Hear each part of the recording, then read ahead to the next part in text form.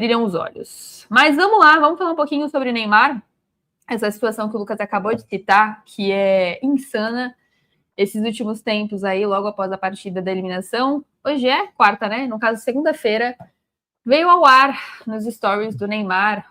Ele publicou um documento sobre avaliação interna de pique, de questão de aceleração dentro do campo, quem que teve a maior aceleração, uma lista entre nomes e colocações de quem correu mais, quem correu menos, quem foi o primeiro, o segundo, o terceiro, o quarto a correr mais ou menos dentro daquela eliminação do Santos no Campeonato Paulista.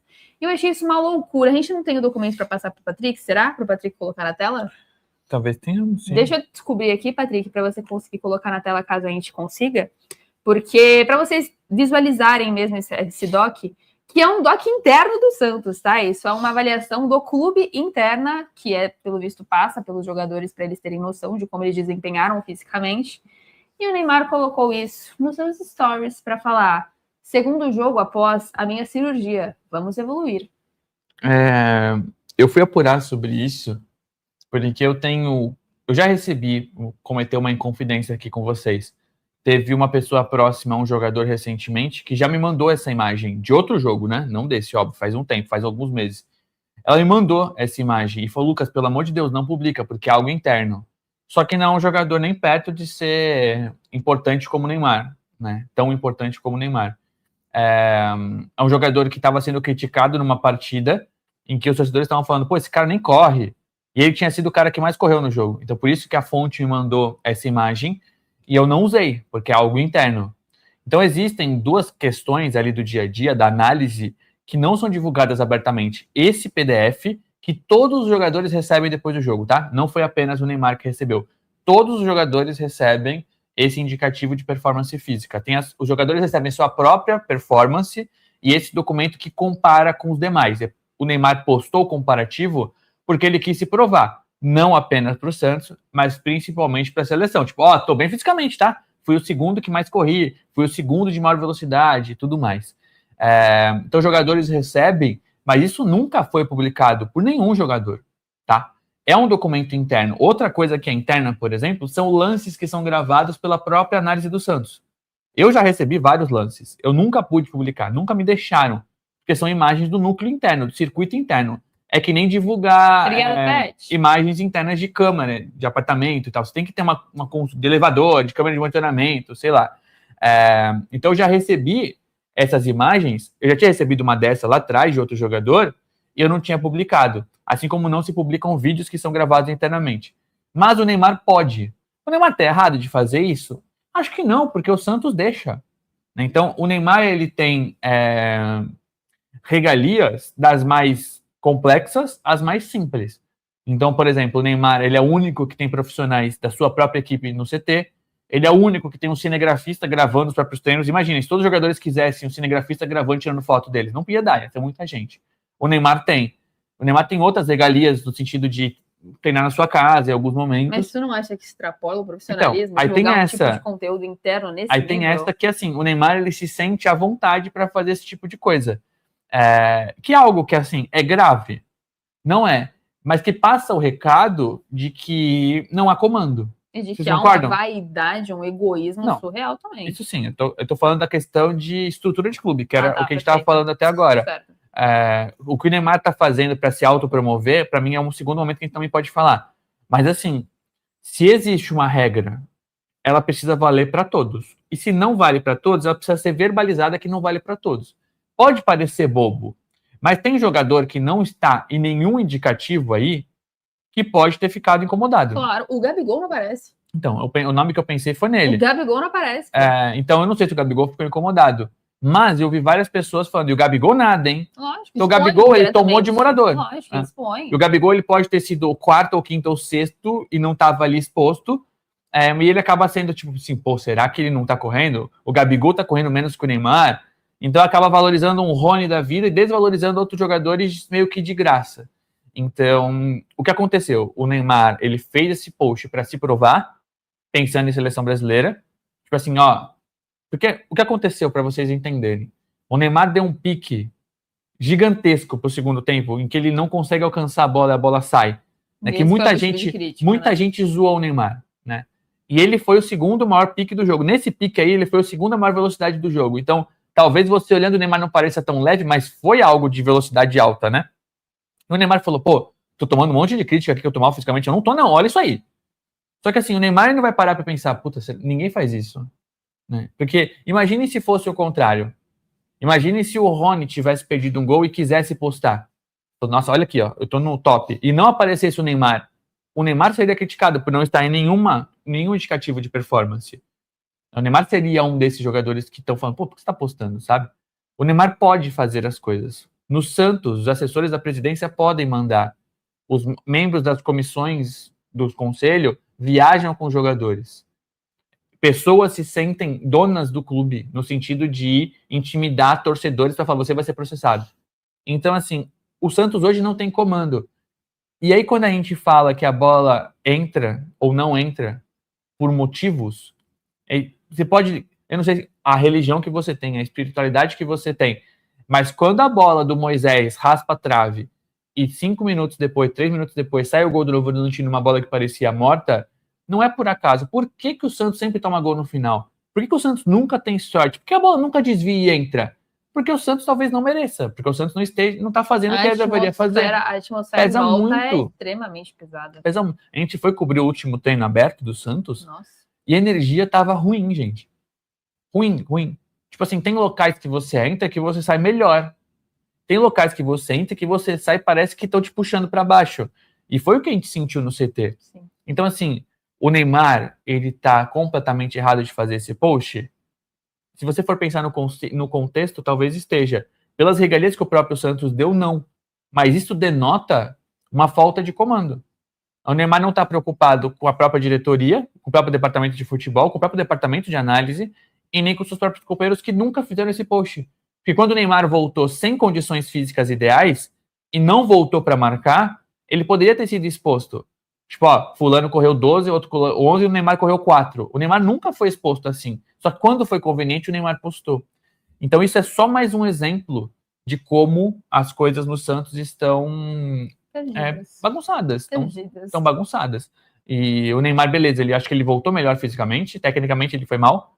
E eu acho que é algo que está sendo muito água e óleo. É água e óleo que não se misturam, né? Então, assim, quando o Neymar esteve mal fisicamente, ele esteve bem tecnicamente. Quando ele tá bem fisicamente, ele não joga bem. Mas ele fez um bom primeiro jogo da volta dele. Esse segundo que foi horroroso. O primeiro jogo dele na Vila Belmiro voltando foi ótimo. Mas, cara, foi um jogo diferente, né? É que esse jogo, na minha visão, pelo menos, ele puxou muito a responsabilidade para si, até de cobrança para os companheiros. Ele tentou ser técnico dentro de campo e ele esqueceu de si. Então, acho que até o próprio erro do gol que ele participa foi uma cobrança que ele fez aos companheiros e acabou se perdendo no meio do caminho. Mas eu não sei se eu concordo realmente. Essa parte física, para mim, não foi um questionamento até o momento, tá? Entendo que, diante da questão seleção, ele, enfim, provavelmente se viu nessa posição de tenho que provar que estou bem, pois preciso ser convocado, né? E dane-se, né? Consequências à parte, vou divulgar esse documento para provar que eu sou das maiores velocidades desse time. Mas é isso, eu acho que, na minha visão, pelo menos, eu acho que ele erra de forma profissional, que é divulgando um documento interno, que, óbvio, o Santos dá essa oportunidade, mas ele se aproveita quando convém, o que para mim é surreal, e a exposição dos companheiros, que para mim também é uma parte bem egoísta da parte dele. O Gabigol não aparece, outros nomes não aparecem, e isso, obviamente, foi uma questão nas redes sociais, isso foi debatido por internautas, tá bom? Então, só para fechar esse assunto, Neymar, ocorreu esse story, querendo se promover em cima dessa parte da velocidade, e a legenda do segundo jogo pós-cirurgia seguir evoluindo com uma carinha piscando, é basicamente para rebater as críticas, realmente. Foi por esse motivo que ele escolheu divulgar um documento interno do Santos para se provar. Fechou? Bom, falamos sobre Neymar e esse desespero pela convocação a ponto de divulgar um documento. Falamos sobre os protestos que estão acontecendo na Vila Belmiro, no CT, na Universidade de Santa Cecília, em todos os lugares dessa cidade. E aí vamos juntar todos os assuntos, principalmente esse da faixa na universidade, que é o transfer ban. Em que pé que está, o que o Oriva tem feito nesse processo, como ele está, porque obviamente completamente frustrado, mas como tem sido esse dia a dia desse jogador que está irregular e sem a possibilidade de treinar também? O Santos foi surpreendido pelo transfer ban no contexto de que ele esperava levar Transferban amanhã, tá? Essa dívida é super antiga, o Santos protelou, levou para a FIFA, levou para a Suíça, ganhou tempo mesmo sendo caloteiro. O Santos é aquele caloteiro orgulhoso, tá? O Santos tem orgulho de ser caloteiro. E o Santos esperava que o Transferban fosse amanhã. E se surpreendeu com o Transferban ali entre quinta e sexta-feira da semana passada. Sim. As contas eram do Transferban amanhã. E a primeira reação que a gente ouviu foi, putz, não vai dar para a gente escrever Oliva pro Novo Horizontino, mas daria para escrever Oliva para amanhã, porque entra um dinheiro do Souza. E eu acho que as informações aí foram desconexas, porque muita gente entendeu que o Santos anteciparia pagamento do Souza junto ao Tottenham via banco, né? E não, essa semana entraria uma parcela do Tottenham. Eu digo entraria porque todos no Santos falaram que o pagamento ao Arouca seria segunda-feira. Todo mundo falou, até segunda a gente paga. E não pagaram. Eu conversei com o Gel Pinto, presidente do Arouca, e o dinheiro não entrou. Se o Tottenham atrasou o pagamento, ou se o Santos não conseguiu, se o Santos teve dinheiro penhorado, isso deveria ser melhor explicado pela gestão. Porque a gestão até aqui não falou uma linha sobre Transferban. Um segundo ou uma linha. Um tweet, um story, nada. Uma nota oficial, o Santos sofreu Transferban e vai se esforçar para acabar. Não, teve nada até agora. Então, os caras falavam, beleza, a princípio falaram, eu acho que dá contra o Novo Horizontino. Depois falaram, vai dar contra o Vasco. E não vai dar, porque não é um simples Pix, né? É uma transferência de 16 milhões de reais, a dívida está quase em 17 milhões de reais com multas e juros. É uma dívida que precisa ser paga de forma internacional, recolhendo impostos, com comissão, incluindo fuso horário. O Arouca precisa receber, o Arouca vai contar cada centavo. Então, se o Santos for fazer o pagamento hoje, é um valor. Se eu fazer o pagamento amanhã, é outro. E se o Santos fizer um pagamento hoje que cai amanhã com o valor de amanhã, é outro. O Arouca vai cobrar R$200 de diferença se tiver. O Arouca está nesse nível. Então, assim, o Arouca vai ter que olhar, dar baixa, avisar a FIFA, com milhões de coisas para fazer, vai ter que tirar o nominho do Santos no site do Transferban. Não é algo simples. E o Santos não pagou até agora. Então dá para a gente dizer que o Christian Oliva não jogará contra o Vasco amanhã. Então o Christian Oliva está aí há mais de uma semana, treinou para jogar. Eles vão dizer que não, mas o Oliva treinou para jogar, não como titular, mas como opção ao Ilharão. Tanto é que o Ilharão joga até o final, morto. Certamente o Oliva entraria no lugar dele se fosse uma alternativa, já que o John Schmidt não está bem, e o Arão fica até o final e acaba errando no gol. Então as coisas não acontecem por acaso, como eu estou falando. E o Transferban não foi pago. E a gestão não fala um A. Hoje o Marcelo Teixeira foi às redes sociais para dar dar feliz aniversário pro Pepe. Aliás, feliz aniversário ao Pepe, que é o da Vila, 91 anos, um cara maravilhoso. Maravilhoso. Que cara da hora. Tá ótimo dar parabéns pro Pepe. Mas o mais importante é dar satisfação para a torcida. Não é correr para tirar faixa no Santa Cecília. É explicar por que a faixa tá lá. Por que a faixa foi feita? Por que está escrito lá, paga o Transferban? Porque você criou essa dívida, porque você não honrou seu pagamento e porque você não justificou, e ele segue criando narrativas, né? Existem aí pessoas que são ainda utilizadas pelo presidente para dizer que vai acontecer isso ou aquilo. E as coisas não acontecem. Então, quando a gente fala, ó, eles estão falando que vai acontecer isso, mas, ó, eu duvido. É esse ponto que eles chegaram, né? A gente não se apropria mais das informações, porque às vezes a gente ouve um off de quem a gente confia, a gente torna para nós a informação. Eu apurei que vai pagar. Quando a gente confia, a gente não confia mais. Então a gente fala, ó, eu apurei que vai pagar. Mas, ó, eu não acredito que vai pagar. Entendeu? Eles chegaram nesse lugar, nesse nível. Então, não pagaram até agora. Acabei de conversar com a Arouca, conversei hoje, inclusive, desculpa ao presidente da Arouca, que deve estar cheio de coisa para fazer. Eu fico lá, e aí, pagou? E aí, pagou? E aí, pagou? E não paga. Só não pagou o Transferban. O Christian Oliva segue treinando, não pode nem aparecer em foto.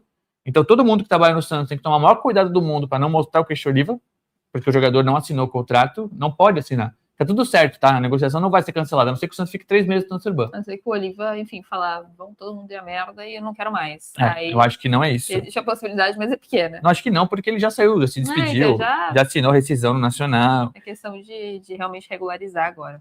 Meu pai tá voltando. Eu não consegui se associar. Mas é isso, a questão é que o Santos não pagou o Transferban e a gente vai esperar. Eu atualizo o site do Transferban com frequência. Vocês podem fazer isso no Google, tá? Vocês vão sobrecarregar um pouco o site, mas Transferban FIFA. Não faz isso não. Você vai entrar lá, vai ter clube, nacionalidade, Comebol, não, se poupem. Você põe Santos e não vai ter, tipo bid.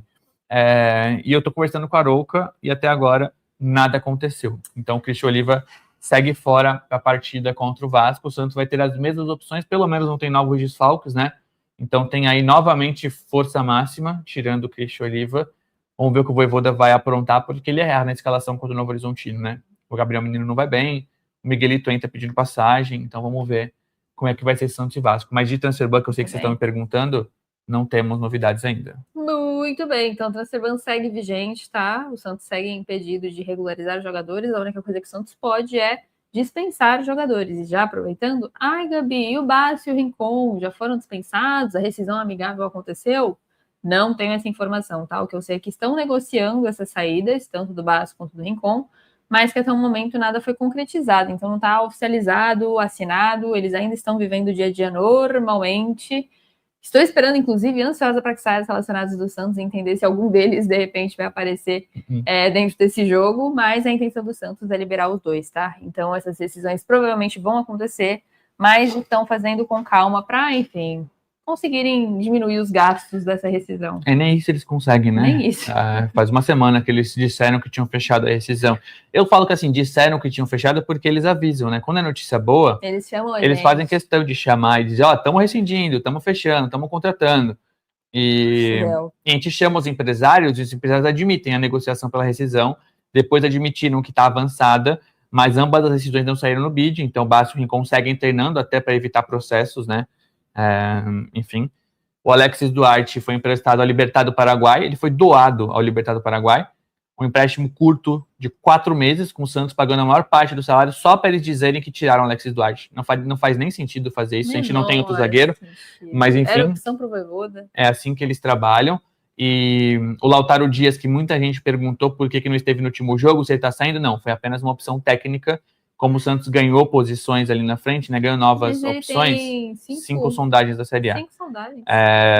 Os jogadores que estão treinando separado neste momento são o zagueiro Alex Nascimento, o Enzo Boer, que deu errado o empréstimo ao Santo André, e o atacante Rafael Freitas, do Sub-20, que estourou idade. Eles não estão nos planos do Vojvoda e treinam separadamente. No mais, todos continuam. Zé Ivaldo, Lautaro e o Bácio e o Rincon treinam enquanto esperam a rescisão. Bom, só trazendo essa atualização para vocês, que eu sei que vai virar pergunta no chat. O Joaquim Mendes